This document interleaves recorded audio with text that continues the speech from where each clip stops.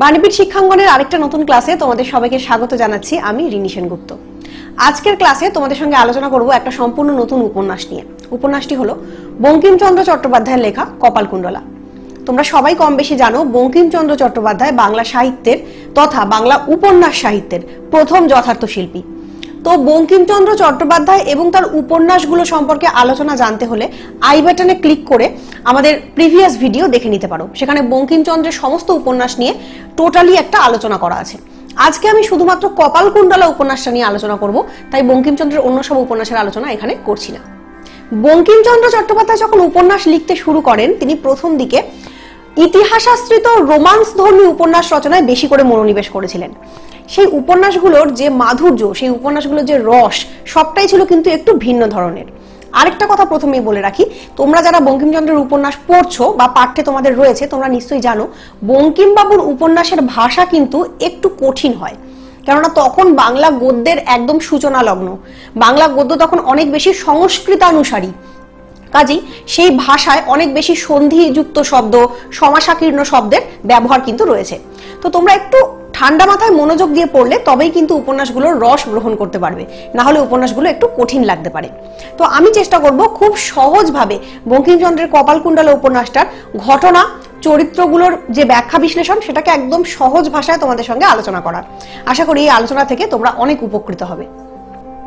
কপালকুণ্ডলা উপন্যাসটি হলো একটি ইতিহাসাশ্রিত রোমান্স। যেহেতু এই উপন্যাসে ইতিহাসের কিছু পটভূমি রয়েছে, তাই উপন্যাসটির সময়কালটা সম্পর্কে আমরা একটা আন্দাজ করতে পারি। উপন্যাসের সময়কাল আজ থেকে বেশ কয়েকশো বছর আগেকার বাংলা, এবং যে সময় আমাদের সমগ্র ভারতবর্ষে শাসক ছিলেন মুঘলরা, সেই সময়ের একটা প্রেক্ষাপটে উপন্যাসটা লেখা। এই উপন্যাসের প্রধান চরিত্র কপালকুণ্ডলা এবং নবকুমার, কিন্তু এরা দুজন ছাড়াও আলোচ্য উপন্যাসটার মধ্যে যে চরিত্রগুলো খুব প্রধান গুরুত্বপূর্ণ ভূমিকা পালন করেছে তারা হলেন কাপালিক, পদ্মাবতী, শ্যামাসুন্দরী প্রমুখ। সংক্ষেপে কপালকুণ্ডলা উপন্যাসের কাহিনীটি এইরূপ। নবকুমার তার গ্রামের কিছু ব্যক্তিবর্গদের সঙ্গে সমুদ্র দর্শনে গিয়েছিল নৌকা করে। ফেরার পথে ঘটে যায় একটি দুর্ঘটনা। সেটা কি? রান্নার জন্য প্রয়োজনীয় কাঠ না থাকায় নৌকারোহী সমস্ত ব্যক্তিরা কি খাবে এই কথা চিন্তা করে নবকুমার কাঠ আনার জন্য একটি নির্জন দ্বীপে নৌকা থেকে নামে।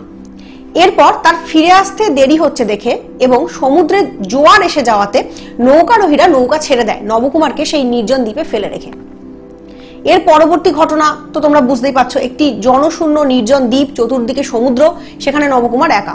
তো নবকুমারের অবস্থা হয়ে গেছিল খুবই শোচনীয়। সে ভেবেই নিয়েছিল একরকম সে হয়তো মরেই যাবে, তার জীবন হয়তো এখানেই শেষ। সেই রকম পটভূমিতে নবকুমারের সঙ্গে দেখা হয় এক কাপালিকের। সেই কাপালিক নবকুমারকে আশ্বস্ত করেন যে তিনি নবকুমারকে এই দ্বীপ থেকে বেরোবার রাস্তা দেখিয়ে দেবেন, কিন্তু প্রকৃতপক্ষে কাপালিকের উদ্দেশ্য ছিল অন্য। কাপালিক তার নিজের যে তন্ত্র সাধনা, সেই তন্ত্র সাধনায় সিদ্ধি লাভ করার জন্য নবকুমারকে স্বয়ং মা কালীর কাছে বলি দিতে চায়। ঠিক সেই মুহূর্তে, বলি হওয়ার একদম পূর্ব মুহূর্তে, কপালকুণ্ডলা নাম্নী এক নারী নবকুমারকে সেখান থেকে উদ্ধার করে। এবার প্রশ্ন উঠবে, এই কপালকুণ্ডলা জনহীন নির্জন দ্বীপে এলো কি করে? প্রকৃতপক্ষে এই কপালকুণ্ডলা কাপালিক কর্তৃক প্রতিপালিতা এক পিতামাতাহীন অনাথ মেয়ে, যে মেয়েটি ছেলেবেলাতেই কিছু দস্যু কর্তৃক অপহৃতা হয়েছিল, এবং সেই দস্যুরা যখন তাকে নিয়ে নৌকা করে যাচ্ছিল, তাদেরও নৌকা ভেঙে গিয়ে সেই নির্জন দ্বীপে পতিত হয়েছিল, এবং তারপর সেই নির্জন দ্বীপ থেকে তাকে কুড়িয়ে পায় এই কাপালিক এবং নিজের মেয়ের মতো তাকে মানুষ করে। এই কারণে কপালকুণ্ডলা হচ্ছে ছেলেবেলা থেকে বনচারী। সে ছেলেবেলা থেকে জনশূন্য, বিবর্জিত, সমাজ বিবর্জিত, কোনো মানুষের সাহচর্য ছাড়া শুধুমাত্র কাপালিকের সাহচর্যে এক নির্জন দ্বীপে বন জঙ্গলের মধ্যে ঘুরে বেরিয়ে মানুষ হয়েছে। এখান থেকে তোমরা কপালকুণ্ডলা ক্যারেক্টারটা সম্পর্কে কিছু গুরুত্বপূর্ণ তথ্য কিন্তু পেয়ে গেলে। কপালকুণ্ডলা কিন্তু সমাজের আর পাঁচটা মেয়ের মতো নয়।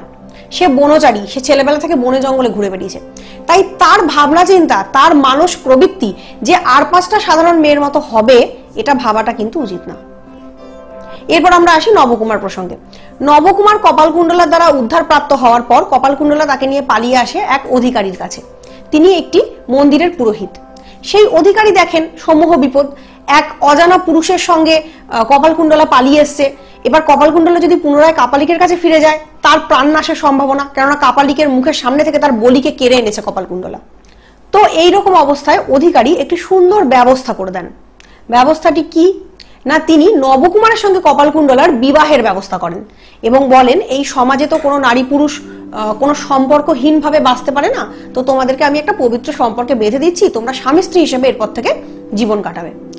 তো নবকুমার পূর্বে বিবাহিত ছিল, কিন্তু তার সেই বিবাহটা ছিল এতটাই নামমাত্র বিবাহ যে নবকুমার বিবাহ করতে অস্বীকার করেনি। আর কপালকুণ্ডলার কাছেও কোনো পথ ছিল না এই বিবাহটা করে এখান থেকে পালানো ছাড়া। তাই কপালকুণ্ডলা একরকম বাধ্য হয়ে এবং অধিকারীর কথা শুনে এই বিবাহটা করে। এরপর নবকুমার আর কপালকুণ্ডলা হয়ে গেল স্বামী স্ত্রী এবং তারা এখান থেকে যাত্রা করলো তাদের নিজেদের গ্রাম অর্থাৎ নবকুমারের গ্রাম সপ্তগ্রামের দিকে। এই সপ্তগ্রামের যাত্রা পথে নবকুমার এবং কপালকুণ্ডলার সঙ্গে আলাপ হলো আরেকটি নতুন চরিত্রের, যে চরিত্রটি যাত্রাপথে নিজের পরিচয় দিল মতি বিবি বলে।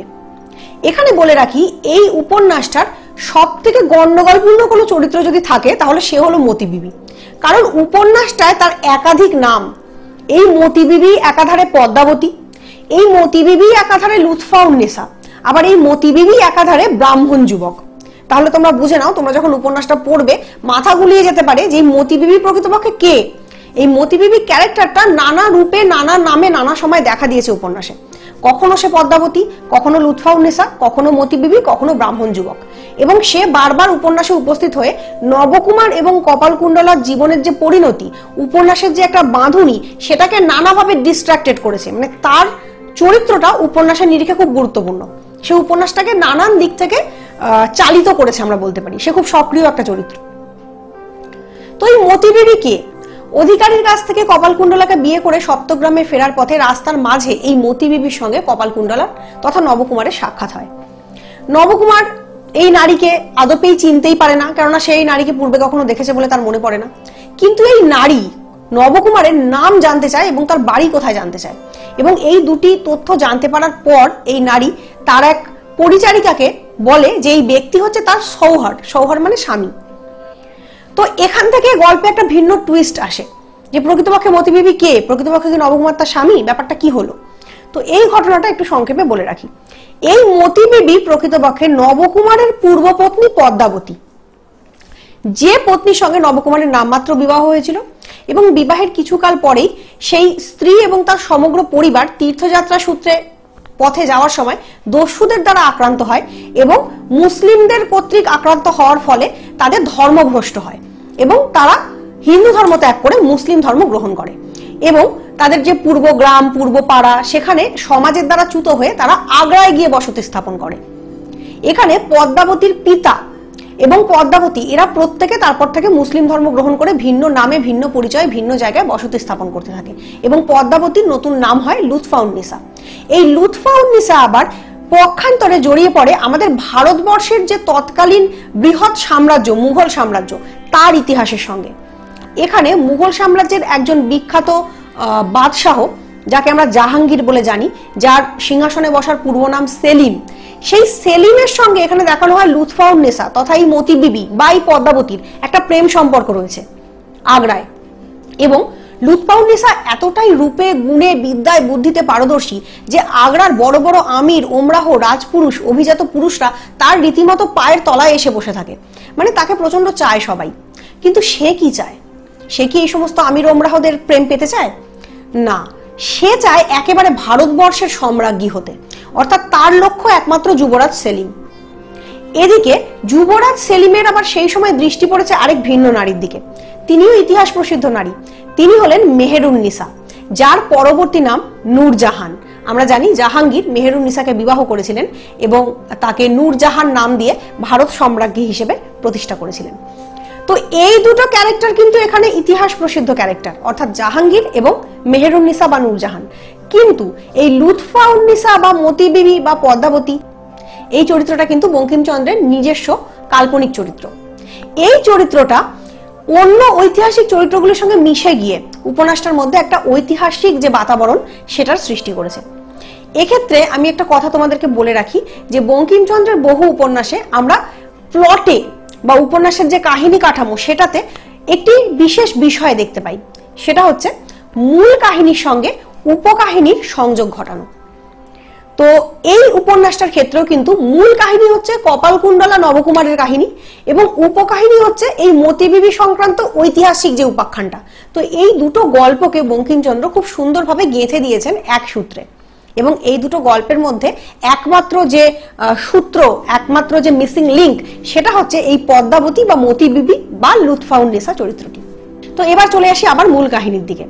তো এহেন লুৎফাউন্নেসা যখন দেখলেন যে তার পক্ষে ভারত সম্রাজ্ঞী হওয়া সম্ভব নয়, কারণ সেলিম ভালোবাসেন মেহেরুন্নেসাকে, তখন তিনি ধীরে ধীরে এই আগ্রার যে বৈভবময় পরিবেশ সেখান থেকে সরে আসতে শুরু করলেন। এবং সেখান থেকে সরে তার চোখ গেল কোন দিকে? তার চোখ গেল তার পূর্বপতি নবকুমারের দিকে।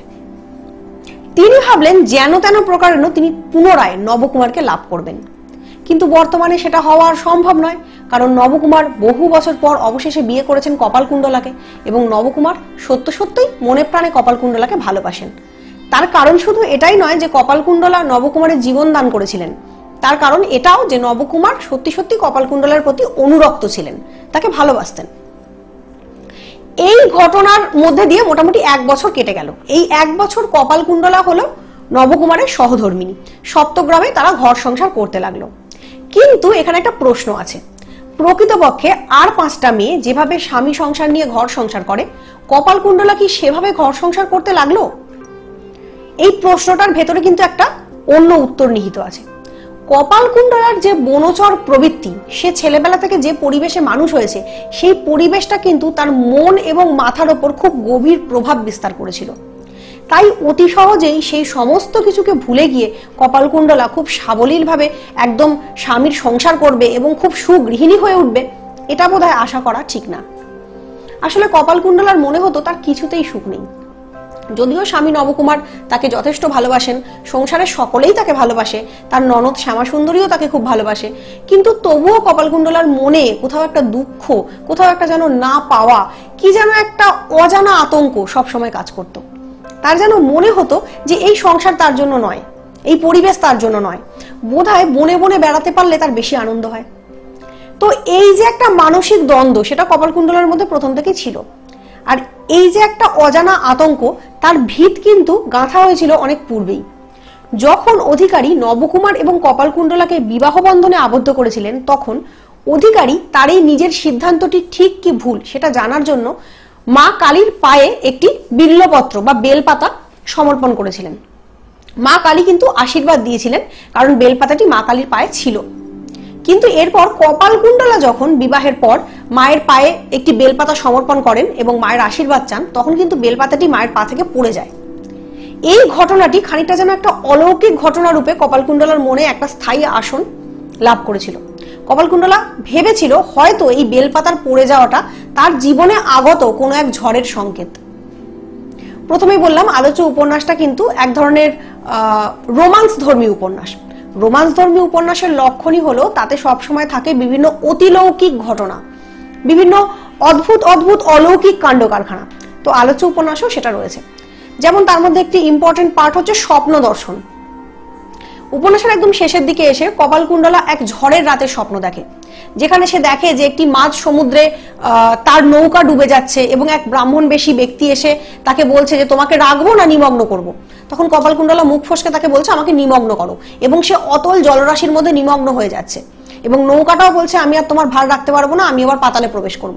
তো এই যে স্বপ্ন দৃশ্য, এগুলো উপন্যাসের মধ্যে এক অতিলৌকিক বাতাবরণ তৈরি করে। এছাড়া কাপালিক চরিত্রটাও আলোচ্য উপন্যাসের একটা গুরুত্বপূর্ণ চরিত্র। কাপালিক কপালকুণ্ডলা এবং নবকুমার তার হাত থেকে পালিয়ে যাওয়ার পর উন্মত্তবৎ তাদের খুঁজতে থাকে, কারণ তার ভেতর একটা রাগ ছিল। আসলে কাপালিক সমগ্র পুজোর আয়োজন করে ফেলার পর তার একদম তৈরি প্রস্তুত বলিকে নিয়ে যখন কপালকুণ্ডলা পালিয়ে গেছে, তখন কাপালিকে তার উপর প্রচন্ড একটা ক্ষোভ এসে পড়েছে। সেই মনস্তত্ত্ব থেকেই পরবর্তীকালে কাপালিক স্বপ্ন দেখেছে যে স্বয়ং মা কালী কাপালিককে আদেশ করছেন স্বয়ং কপালকুণ্ডলাকে তার কাছে এনে বলি দিতে। এই বাসনায় কাপালিক উদগ্র হয়ে উঠে কপালকুণ্ডলার খোঁজে বেরিয়ে পড়েছেন এবং অবশেষে সপ্তগ্রামে এসে পৌঁছেছেন। উপন্যাসের পরিণতিতে আমরা দেখি কপালকুণ্ডলা এবং নবকুমারের পরিণতি যেন অনেকাংশে নিয়ন্ত্রণ করে কাপালিক এবং পদ্মাবতী, কারণ পদ্মাবতীও ততদিনে সপ্তগ্রামের কাছে এসে বসতি স্থাপন করেছে এবং তার একমাত্র উদ্দেশ্য হচ্ছে নবকুমারকে পাওয়া, এবং নবকুমারকে পাওয়ার পথে তার পথের একমাত্র বাধা হলো কপালকুণ্ডলা, কারণ সে নবকুমারের স্ত্রী। এরপর আমরা কালক্রমে দেখতে পাই কাপালিক আর পদ্মাবতী উভয়ের মধ্যে এই কথা হয় যে কাপালিক চায় কপালকুণ্ডলাকে বলি দিতে, এবং পদ্মাবতীর উদ্দেশ্য হলো কপালকুণ্ডলাকে সেই ব্যাপারটাতে প্রবৃত্ত করে দেওয়া, যাতে করে তার পথ পরিষ্কার হয়ে যায়। এই জায়গায় দাঁড়িয়ে উপন্যাসের পরিণতি ঘনিয়ে আসে এবং কপালকুণ্ডলা একটা সময় পদ্মাবতীর কথায় নিজেকে মা কালীর কাছে বলি প্রদত্ত করতে রাজিও হয়ে যায়। তার কারণ কপালকুণ্ডলার মন ছিল নির্মোহ। জীবনে বেঁচে থাকা, স্বামী নিয়ে সংসার করা, এইসবের প্রতি কোনো মোহ কপালকুণ্ডলা ছিল না। সে নিজেকে সত্যি সত্যি মা কালীর পায়ে সমর্পিতা ভেবে নিতে প্রস্তুত হয়ে যায় এবং নিজেকে বলি প্রদত্ত করতেও রাজি হয়ে যায়। এই সময় উপন্যাসের একদম ক্লাইম্যাক্স মুহূর্তে এসে আমরা দেখতে পাই যে নবকুমারও কপালকুণ্ডলার পশ্চাতে পশ্চাতে ধাবিত হয় এবং উভয়ের কথোপকথনকালে নদীর বাঁধ ভেঙে গিয়ে নদীর যে তীরে দাঁড়িয়ে তারা কথা বলছিল সেই তীরটা ধসে নদীর যে একদম খাদ সেখানে কপালকুণ্ডলা পড়ে যায় এবং প্রচন্ড স্রোতস্বিনী নদী সেখানে বয়ে যাচ্ছিল এবং সেই মাটির চাঙড়ের সঙ্গে সঙ্গে কপালকুণ্ডলাও নিমেষের মধ্যে মিলিয়ে যায় সেই নদীর স্রোতের মধ্যে, এবং নবকুমার তাকে বাঁচানোর জন্য সঙ্গে সঙ্গে সেই প্রবল যে জলধারা তার মধ্যে ঝাঁপ দেয়। কাজেই আমরা বলতে পারি নবকুমার এবং কপালকুণ্ডলা উভয়েরই জীবনের পরিণতি সেই স্রোতস্বিনী নদী গর্ভে নিমজ্জিত হয়, এবং এই পর্যন্ত বলেই ঔপন্যাসিক হঠাৎ করে উপন্যাসটিকে পরিসমাপ্ত করে দেন। এরপর কাপালিক বা পদ্মাবতী এদের জীবনের কোনো শেষ পরিণতি ঔপন্যাসিক কিন্তু উপন্যাসে দেখাননি।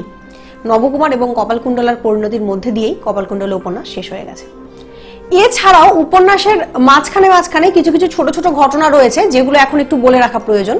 যেমন কপালকুণ্ডলা কথায় কথায় নবকুমারের যে আদেশ সেটা অমান্য করে বনে জঙ্গলে বেরিয়ে পড়তো একা একাই, তো সেটা নবকুমার পছন্দ করতো না এবং সেটা সে করতো প্রকৃতপক্ষে তার ননদ শ্যামাসুন্দরীর ভালোর জন্য, কারণ তার ননদ শ্যামাসুন্দরীর স্বামীকে শ্যামাসুন্দরী বশীভূত করতে চেয়েছিল এবং সেই বশীভূত করার যে পদ্ধতি সেটা আরোপ করেছিল কপালকুণ্ডলা। তো এই কারণে কপালকুণ্ডলাকে একসময় অবিশ্বাসিনী ভেবে নিয়েছিল নবকুমার, যেটা কিন্তু প্রকৃতপক্ষে সত্য নয়। পরবর্তীকালে নবকুমারও নিজেরই ভুল বুঝতে পারে যে কপালকুণ্ডলা অবিশ্বাসিনী নয় বা তার চরিত্রে কোনো ত্রুটি নেই। তো এইরকম নানামুখী জটিল ঘটনা অবলম্বনে অবশেষে উপন্যাস পরিসমাপ্তির দিকে এগিয়ে গেছে এবং আমরা বলতেই পারি যে উপন্যাসটা অলৌকিকতা একটা গুরুত্বপূর্ণ স্থান গ্রহণ করেছে। কোইন্সিডেন্স ঘটে যাওয়া, কাকতালীয় ঘটনা, হঠাৎ করে কারোর সঙ্গে কারোর দেখা হওয়া, একটা চরিত্রের বারবার রূপ পরিবর্তন, কাপালিকের হঠাৎ করে সপ্তগ্রামে এসে উপনীত হওয়া, কাপালিকের স্বপ্ন দর্শন, কপালকুণ্ডলার স্বপ্ন দর্শন, এই সমস্ত ঘটনা একসঙ্গে জড়িয়ে উপন্যাসটাকে একটা অপূর্ব পরিণতি প্রদান করেছে বা উপন্যাসের যে কাহিনীটাকে সেটাকে টেনে নিয়ে গেছে তার একদম অবশ্যম্ভাবী পরিণতির দিকে। চরিত্রগুলো প্রত্যেকেই তাদের নিজের নিজের জায়গায় একদম যথাযথ। কাপালিক চরিত্রটাকে আমরা একটা ক্রূর কাপালিকের মতনই দেখি যে তার সারা জীবনটা তন্ত্র সাধনার জন্য ব্যয় করেছে এবং তন্ত্র সাধক রূপে এই নরবলি দেওয়া বা এই সমস্ত কুসংস্কারগ্রস্ত যে প্রথা সেগুলোকে বিশ্বাস করা কাপালিকের পক্ষে একেবারেই স্বাভাবিক। কপালকুণ্ডলা কাপালিকের সান্নিধ্যে মানুষ হয়েছে, তাই সামাজিকতার কোনো বোধই তার মধ্যে নেই। এই জিনিসটার দৃষ্টান্ত আমরা উপন্যাসের একদম প্রথম দিকে দেখতে পাই, যখন পথের মধ্যে কপালকুণ্ডলাকে মতি বিবি তার সমস্ত গয়না পরিয়ে দিয়েছিল বা তাকে উপহার হিসেবে দিয়েছিল এবং সেই গয়নাগুলোর প্রকৃত মূল্য যে কপালকুণ্ডলা জানে না সেটা বোঝানোর জন্য ঔপন্যাসিক একটা খুব সুন্দর ছোট্ট ঘটনা ইনক্লুড করেছিলেন, যেখানে আমরা দেখতে পাই কপালকুণ্ডলা পালকি করে যাচ্ছে এবং একটি ভিখারি তার কাছে এসে বারবার করে কিছু দান চাইছে। তখন কপালকুণ্ডলা অবাক হয়ে ভাবছে আমার কাছে তো খাদ্য, শস্য, চাল, আলু কিছুই নেই, তো একে আমি কি দেবো? তখন সেই ভিখারি বলছে তোমার কাছে এত গয়না আছে সুন্দর সুন্দর, তোমার কাছে কিছু নেই, আমাকে কিছু দান করো। তখন কপালকুণ্ডলা অবাক হয়ে ভাবে এই গয়নাগুলো পেলে তুমি খুশি হও? ভিখারি বলে হ্যাঁ হই। তখন কপালকুণ্ডলা তার গায়ের সমস্ত গয়না বাক্স সমেত খুলে ভিখারিকে দান করে। এই ঘটনা থেকে আমরা বুঝতে পারি যে একটা মেয়ে যার গয়না সম্পর্কে কোনো টান নেই, যার সামাজিকতা সম্পর্কে কোনো বোধ নেই, তার যে মনস্তত্ত্ব সেটা কেমন হতে পারে। ভিখারি এই ঘটনায় এতটাই অবাক হয় যে সে গয়নার বাক্স হাতে পাওয়া মাত্রই দৌড় মারে। কপালকুণ্ডলা এটাতেও অবাক হয়, কেননা আমাদের সমাজের যে সাধারণ রীতিনীতি সেগুলো কিছুই সে জানে না, তাই সে অবাক হয়ে ভাবে ভিখারি দৌড়ালো কেন। তো এই ছোট ছোট ঘটনাগুলো থেকে আমরা বুঝতে পারি যে কপালকুণ্ডলা ক্যারেক্টারটা কেমন। সে যে একেবারেই প্রকৃতির কন্যা সেটার একটা যেন চিত্র এখানে আমরা উপস্থিত হতে দেখি। নবকুমার চরিত্রটা একেবারেই সাধারণ একটি গৃহস্থ যুবক চরিত্র, তার চরিত্রে কোনো ত্রুটি খুব একটা দেখা যায় না, সে কিন্তু চরিত্রবান পুরুষ। তাই বারবার পদ্মাবতী তাকে নিজের দিকে আকর্ষণ করলেও নবকুমার কিন্তু পদ্মাবতীর দিকে আকৃষ্ট হয়নি, তার ধ্যান জ্ঞান সমস্তটাই ছিল কপালকুণ্ডলা। এবং নবকুমার মাঝে মধ্যে ভাবতো আমি কপালকুণ্ডলাকে যেমন ভালোবাসি কপালকুণ্ডলা কি আমাকে তেমন ভাবে ভালোবাসে না, কারণ কপালকুণ্ডলা তার ভালোবাসা প্রকাশ করতে পারে না। কপালকুণ্ডলার মধ্যে একটা চাপা ভাব ছিল তো নবকুমার যতখানি প্রেমের একদম উন্মিলিত ভাব নিয়ে তার কাছে যেত, তার থেকে যেন সেরকম ভাব পেত না। তো সেদিক থেকে নবকুমার একটু ট্র্যাজিক ক্যারেক্টার, তার জীবনে বারবার দুর্ঘটনাই ঘটেছে। একদিকে সে মৃত্যুমুখে পতিত হচ্ছিল অনেক আগেই, পরবর্তীকালেও সে কপালকুণ্ডলার দ্বারা মৃত্যুমুখে পতিত হয়েছে। তো সেদিক থেকে এই ক্যারেক্টারটাও একটা বেশ একদম সর্বজনগ্রাহ্য ভালো চরিত্র, চরিত্রটার মধ্যে কোনো ত্রুটি তেমন দেখা যায় না। পদ্মাবতী চরিত্রটা এখানে নানা রঙে রঙিন, তার চাওয়া পাওয়া ভাবনা চিন্তা কোনো কোনো জায়গায় যেন একটু গোলমেলে থাকে। হ্যাঁ, একদিকে সে প্রথমে ছিল পদ্মাবতী, পরবর্তীকালে হলো লুৎফাউন্নেসা, এবং আগ্রায় গিয়ে সে রীতিমতো তার চারিদিকে একটা তার যে বন্ধু বান্ধবের মণ্ডলী সেটা গড়ে ফেলতে সক্ষম হয়েছিল। তার মুগ্ধ স্তাবকের দলের অভাব ছিল না আগ্রায়, কিন্তু তবুও কোন এক অমোঘ টানে পদ্মাবতী পুনরায় নবকুমারের জীবনে ফিরে আসার জন্য এত উদগ্র হয়ে উঠল, তার প্রকৃত ব্যাখ্যা কিন্তু উপন্যাসের কোথাও নেই। মনে হয় বঙ্কিমচন্দ্র এখানে নারীর যে একটা চিরন্তন মানস প্রবৃত্তি, নিজের স্বামীকে সপত্নীর সঙ্গে শান্তিতে ঘর করতে না দেওয়ার যে একটা উদগ্র কামনা, সেটাই পদ্মাবতীর মধ্যে কাজ করেছে বলে বোঝাতে চেয়েছেন। না হলে পদ্মাবতীর পক্ষে আগ্রার অত বেশ উন্নত জীবনযাত্রা ছেড়ে সপ্তগ্রামে এসে নবকুমারের চরণে দাসী হওয়ার বাসনা প্রকাশ করাটা যেন একটু অসংলগ্ন লাগে আমার কাছে। তো এই যে সমস্ত ক্যারেক্টার, মূল ক্যারেক্টারগুলো, সেগুলোকে ঘিরে এই যে উপন্যাসের যে প্লট বা যে কাহিনী, সেটা কিন্তু খুব সুন্দর একটা পরিণতি লাভ করেছে, এবং উপন্যাসটা তৎকালীন সময়ের প্রেক্ষাপটে একটা বেশ বিখ্যাত উপন্যাস রূপে পরিগণিত হয়েছে। বর্তমান যুগেও পর্যন্ত কপালকুণ্ডলা উপন্যাস নিয়ে প্রচুর আলোচনা হয়, প্রচুর সমালোচনা হয়, এবং প্রচুর ইউনিভার্সিটির পাঠ্য হিসেবে গ্রন্থটা গ্র্যান্টেড হয়। তো আশা করি আজকের আলোচনা থেকে তোমরা কপালকুণ্ডলা উপন্যাসটা সম্পর্কে একটা ধারণা করতে পারলে, চরিত্রগুলোকে কিভাবে বিশ্লেষণ করবে বা কিভাবে দেখবে সেটা সম্পর্কে একটা ধারণা লাভ করতে পারলে, এবং ঠিক কিভাবে উপন্যাসটা পড়লে তোমাদের বুঝতে সুবিধা হবে সেই সম্পর্কিত একটা জ্ঞান পেলে। আজকের ক্লাস যদি ভালো লেগে থাকে অবশ্যই লাইক করো আজকের ক্লাস, শেয়ার করো বন্ধুদের সঙ্গে, এবং যুক্ত থাকো বাণীপীঠ শিক্ষাঙ্গনের সঙ্গে।